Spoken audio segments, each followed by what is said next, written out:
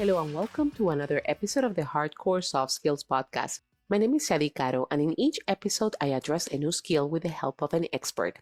Remember that you can get more episodes and resources via my website, hardcoresoftskillspodcast.com. Today, we talk about building impact. We often go through our careers expecting others will tell us what to do and to give us permission to take on any particular initiative. It is not until we realize that if we just find opportunities and take action, our job experience will be much more enjoyable and impactful. My guest today will tell us how we can become impact players. Liz Wiseman is a researcher and executive advisor who teaches leadership to executives around the world. She is the author of the New York Times bestseller Multipliers, The Multiplier Effect, and Wall Street Journal's bestseller Rookie Smarts, and also Impact Players. She is the CEO of the Wiseman Group, a leadership research and development firm headquartered in Silicon Valley, California. Let's listen.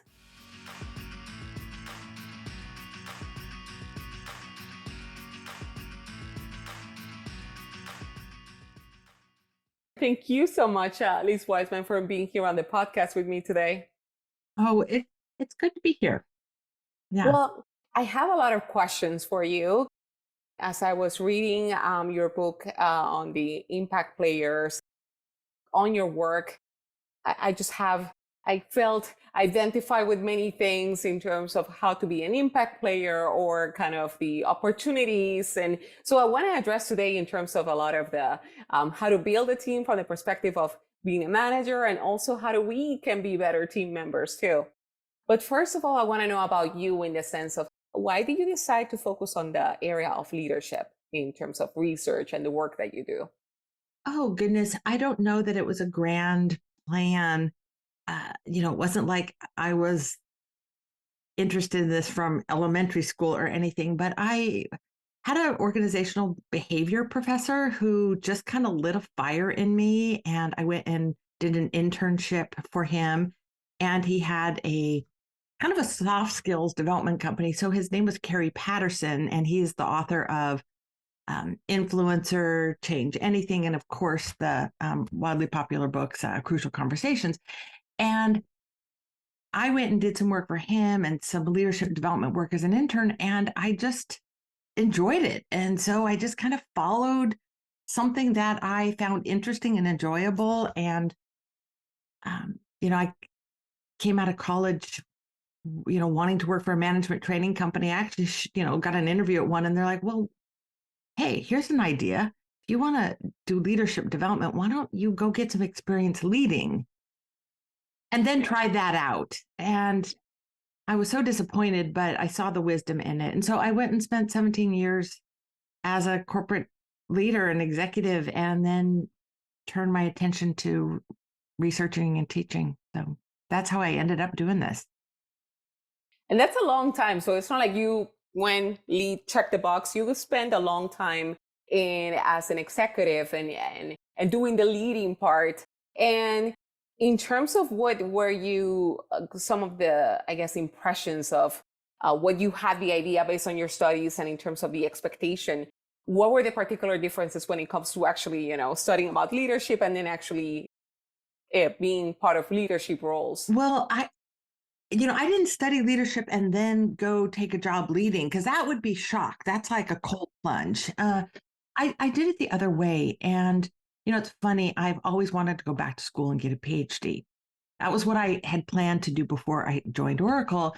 And I've had several people say, oh, don't do that. It'll reduce your credibility. And I'm like, really? And they say, no, because your strength is that you come from a practitioner point of view. And I've had to hire and fire people. And, I've had those brutal experiences, like one day having to orchestrate the layoff of 100 people on my team, from my organization. And you have those experiences, and they wound you. They wound you. And when you make mistakes of judgment and you see a whole organization experience the consequences of that, changes everything about the questions I ask as a researcher. what the recommendations are for people to do. So it really changes one's orientation. Yeah, and I want to dig more into that in terms of when you mean about the questions you ask yourself. What do you mean by that in terms of how the approach that you take as a leader? Well, I think it causes me to ask very practical questions and come up with things that you can do, small things that you can do immediately that have a big impact. And I think the way it's probably changed me or deeply like infused in me a sense of empathy that it's hard. And when I read management books or go to courses that kind of offer this 40-point system and try to motivate you to go out and do all of this and be amazing at it. And I think, oh goodness, like you don't know what kind of jobs people have. Like they can't do that. And I think I understand what's hard and try to offer incremental solutions that create incremental but sustained progress in the right direction. I think that's how it's shaped me. Yeah, and I like when you mention about empathy and how to being a leader is a lot about building that empathy. I want to. It seems like a lot of leaders, so they are managers overall, kind of may lack that, or they're trying to build that, but maybe they're not progressing in that. Could you suggest some ways of how to build that empathy as a manager or leader of a team? What are some good ways that we can just start building, being more empathetic leaders? I think it's all about data points and perspective points and camera angles. Maybe I'll start with a quick metaphor and then we'll get to some things that are practical. I have a brother in law who's a film director. And, one of the things he's always fighting for as a film director is multiple camera angles. And he's filming a movie now. It's going to be good. And it's got an amazing cast in it. And he was telling us one of the things he do. We were having dinner with him the night while he's out on set, on location filming, and every night he sits down and plans the shots he wants for the next day. And he's quite artistic, so he draws them out. Like, okay, here's the character. I want a shot from here. I want a above angle shot and a blow. I want a close up. I want a far away. I want a panning shot. So he plans those out, sends them off to his team, the director of photography, and they plan out the camera shots for the day. So many times we are getting like a single camera shot on a situation and we can't see enough. And, people who develop empathy are people who bring in multiple cameras and they get multiple angles on a situation. They're not just seeing it from like their point of view. They're looking at, well, what is this like for the people who work for me? Like they get beyond their own. So one very powerful thing a leader can do is to kind of mentally document one's intentions. Oh, like, I am helping this person because I want them to understand that I got their back.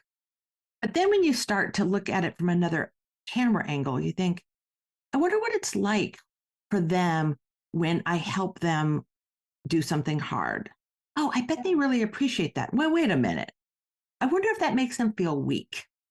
I wonder if that's actually diminishing. I wonder if that in their mind that I'm doing it to make me look big and they end up looking small. Like that's an example of empathizing with what we do as a leader. How does it affect the people that we lead? Like what's in our shadow? It's looking at the angle of, I wonder what this problem looks like from my boss's point of view. I wonder what's frustrating them. I wonder what I could do that would make their life easier. I wonder what our customers aren't getting for us. And we get off the phone call with clients and we're like, oh God, can you believe she asked for this? Oh my goodness, like they don't understand the rework that causes for us. But we rarely get off the phone and say, I wonder what they're complaining about right now. I wonder what pressures they're under. So I think it's a lot of multiple shots and a lot of wondering what other people's experience is like. That's very interesting. Yeah, 'cause thinking about the concept of the multiple camera angles and really trying to put ourselves in the other people's point of view. And when it comes to that particular aspect of being an impact player, I want to address it from both perspectives of the me as an employee trying to become an impact player, and then as a manager trying to build a team of impact players. Well, first let's describe what is an impact player. As you described in your book, what does a person who has impact, what are some of the characteristics and habits of an impact player? Well, when we looked at the difference between impact players, people who bring extraordinary value, making a big impact, and people who raise the level of play for an entire team, those are the impact players. We asked managers to identify them in the organization, and then we studied them, tried to understand how do they think, what do they do, and we did the same for what I came to call ordinary contributors. Now, I need to define that because that's important. It's not a comparison against the impact players and the low performers. These are people who are doing a rock solid job. And what we found is that the ordinary contributors, they are focused, they take ownership, they are good at their job, they follow direction, they carry their weight on teams, and they look like extraordinary kinds of team members. What we began to see is that they were extraordinary in fairly ordinary times when things are stable. But what separated the impact players from the ordinary contributors was how they handled uncertainty, ambiguity, messy, chaotic situations where there's messy problems, where, and in those cases, the impact players, well, the ordinary contributors are doing their job and they're doing their job well, but the impact players are doing the job that's needed. Meaning they're operating sort of heads up, looking at what's happening around them and understanding that just because something is your job doesn't mean that's what's important right now. And there could be things that really should be your job that aren't really in your job description or in the normal cadence of an organization. You know, your boss probably wants you to go there and do the job that's really needed.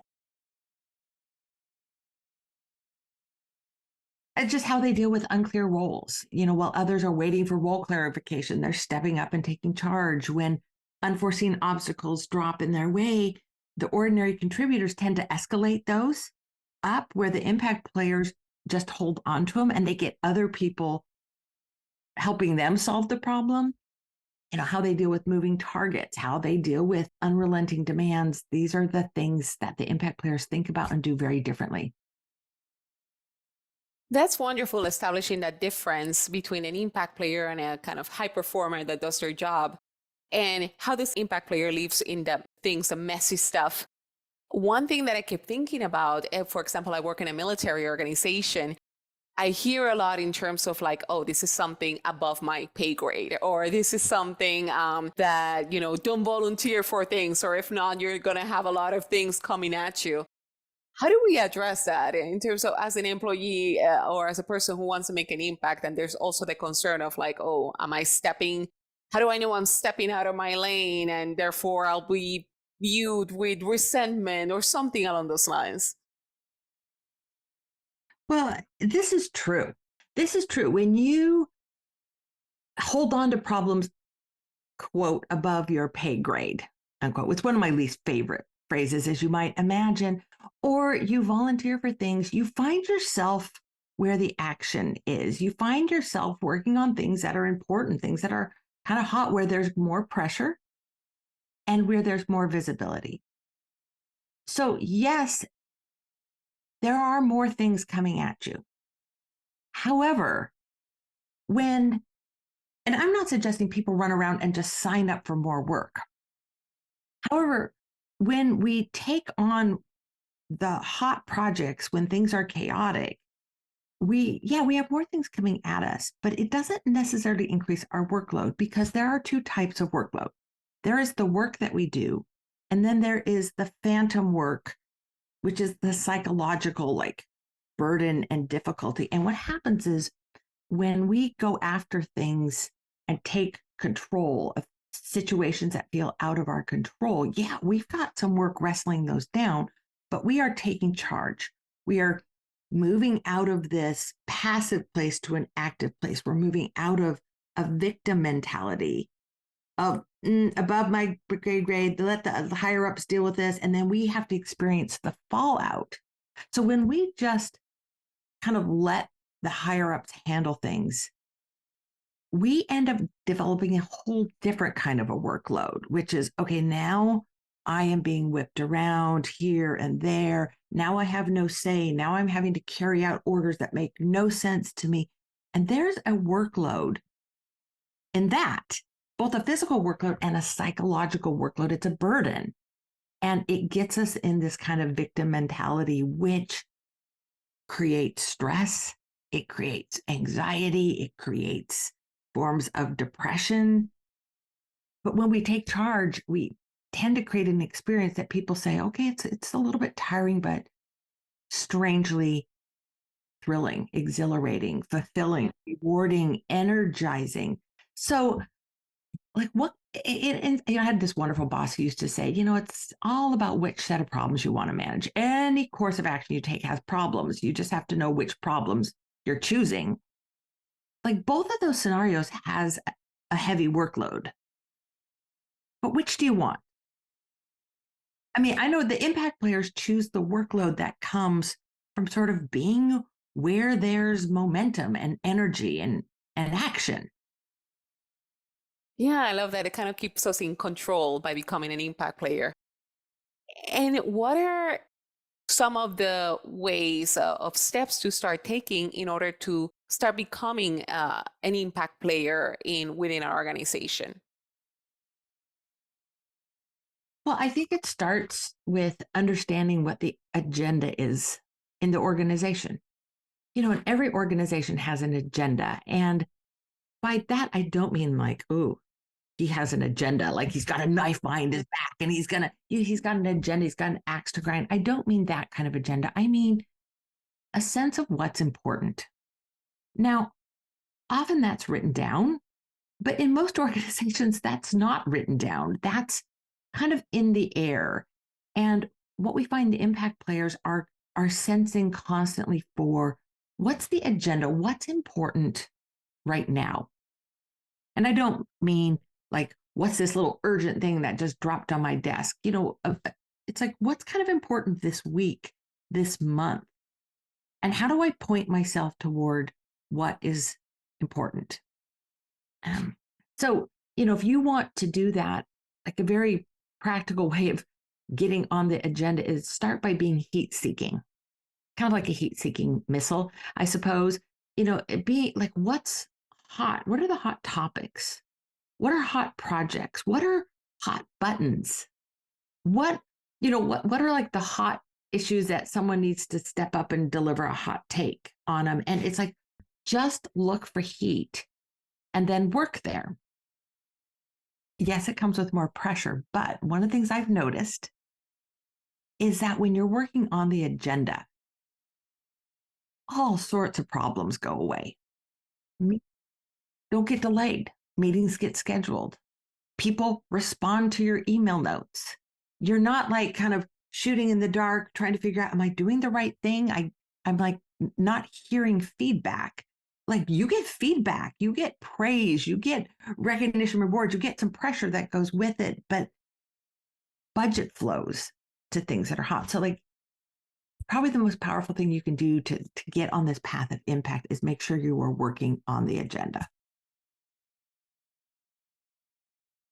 That's great advice in terms of it helps us ensure that we're listening, that we're keeping aware of what's in around us and trying to find ways to contribute in that. Now, as a leader, as a manager, how can we build a team of impact players? What are some of the steps that we can have right now or do right now to start building that if it's not evident from, there might be one or two people that we consider high impact, but we want to have more of those people. Well, the fastest way to build a team of impact players is to hire people who already think this way, who think this way. And, there's a little bit of a science and art to that, but maybe a short suggestion would be look for people who enjoy sorting through uncertainty and ambiguity, who kind of like the VUCA world, which is, obviously a term that comes out of the military. Now, I have to say, I don't really like ambiguity. I don't like not knowing what's going on, what's going to happen next. But I certainly like the process of turning ambiguity into certainty. Like taking a situation that feels out of control and putting some control around it and, finding a path forward and getting visibility and getting like a multi-take read on a situation. And that actually is kind of fun and interesting and energizing. And I also like ambiguous situations because there's no one really in charge. There's a lot of room to kind of use your judgment. And so what you want is you want people who kind of lean into those situations. I had a colleague who I asked to when he was doing a spate of hiring, and I asked him when he was trying to hire a dozen people onto his team if he would kind of follow a process to look for impact players. So he did this, and he said, I'm not sure at first interview I knew who the impact players were, but I definitely knew who wasn't, because he asked them using some behavioral based interviewing to talk about a time they dealt with a very uncertain, ambiguous situation. What did they do? And he said one of the things he learned to watch for is body language. He watched for like, what did their body do when they described like a really chaotic, ambiguous work situation? Did they like go, oh, kind of lean back and throw up their hands? Or did they kind of lean in and get excited and energized by it? So, number one, hire impact players, people who already think this way. Number two, find people who can think this way on your existing team and give them permission to do it. What I've noticed is, I think fundamentally what I've learned studying leaders who bring out the best in people, leaders who bring out the worst, is that people come to work every day wanting to contribute and wanting to contribute at their fullest. And people crave impact and they want their work to matter. But we learn to hold back. We learn to stay in our box. We learn that's above your pay grade. Don't volunteer, you'll be punished for it. So give people permission to work in rangier ways. Give people permission to kind of take the lead, even when they maybe don't have that formal sense. And, then, like feed people good information. Make a practice of telling people what the win is in any given quarter or month or week. And win is a little acronym I use for what's important now. A lot of leaders like assume that because they know what's important, that other people know what's important. And one of the things our team does is we just have a win board where like they're not goals per se. They're just, here's kind of what the priorities are and what's important over this next year or in this next quarter. So everyone can see and they can see when that's changed. Yeah. I like that acronym and want to try to use it, the what's important now. When it comes to the skills as an impact player that we could develop, what are some of the other like quote unquote soft skills that we should keep in mind either as a leader or as a team member in order to help create or be a person of more impact? When we look at all of the practices of impact players, what I saw sitting underneath them were two, I call them master practices. Practices that like when you get good at these things, a whole bunch of other things become easy. It's like hitting the head pin in bowling. And these two master practices are both mental skills. And the first is perspective taking. It's the camera angles. It's, being able to see a situation through multiple points of view. And it's really trying to understand, like, what does this other person see? What do they think about that? What do they feel about this? And what do they need? In essence, we're looking and scanning constantly for unmet needs. And perspective taking is, every like one way to build this muscle is every time you develop an opinion, stop and say, I wonder what this looks like from somebody else's point of view? Like, what conclusions might they draw from the same information? What's their experience like? And what are they not getting that they most need? And if we do this as a regular practice, I find this just starts to come easy for us. That's one. Number two is it's this practice of reframing. And one might say, and I might even encourage people to do this with just a little touch of delusion to this. And that is reframing threats as opportunities. What we find is that the impact players, when they look at the same situation, and instead of seeing something that threatens them, they see an opportunity to add value. And it's not that they're delusionally optimistic, like, wow, this is going to go great. No, they look at it and they're like, yeah, this sucks. I hate this. This is a problem. We weren't planning on it. They have a pity party. And then they say, okay, wait a minute. How is this an opportunity to create value? How is this an opportunity to make myself useful? How is this an opportunity for me to demonstrate leadership? How is this an opportunity for me to innovate and to do things a different way?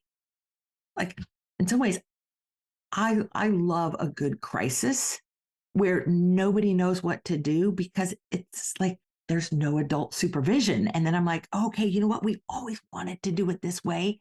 And so nobody has any better answers. Boom. Let's just break some rules and make this happen fast. And you tend to get a lot of thanks for this when the higher ups don't know what to do either. How is this an opportunity for us to develop new skills? How is a mounting workload an opportunity to actually build a team and create a sense of belonging? That's so great advice. I absolutely love in terms of the advice, the seeing the bad situations as good opportunities without, of course, as you mentioned, that the blind optimism. But there's so many opportunities that we could find in the day to day. So I truly appreciate your time. And is there anything in terms of the field of leadership that you're focusing on right now, aside from the area of impact players? What other particular topics are of interest for you in the overall world of leadership in your experience that you think we should pay attention to right now? Well, I'm still working on my life's work, and my life's work is really understanding how a leader's best intentions can end up having a diminishing effect on other people, and trying to understand what leaders do that create a multiplying dynamic on a team, and what leaders do that tends to diminish other people, and particularly what they do with the best of intentions. And so, this is research that I started 13 years ago, and I continue to do, trying to understand, particularly in times of great uncertainty, what can leaders do to really unlock the full capability and intelligence of their team. So I'll be at that for the rest of my life, I think, whether I want to or not. We're also interested in timing, particularly interested around what someone's first boss, how that affects them for the rest of their career. We're interested in that. That's very interesting in terms of a lot of research and interesting findings on those particular areas as well. So, what's the best way for people to get in touch with you or if they want to know more about your work? Well, I'm pretty easy to find on social media. Liz Wiseman on Twitter, pretty easy to find on LinkedIn. The wisemangroup.com is a good portal to information about the work we do, about the books that I've written, and it's the wisemangroup.com, not wisemangroup.com, because wisemangroup.com is an interior design firm in San Francisco that far more interesting website than we do. So go there Sure. if you want to be inspired with room decor, but come to the wisemangroup.com if you want tips on how to lead and build a really high intelligence, high performance team. Thank you so much for your time today. It's my pleasure. Good to talk with you. And thanks for the work that you're doing.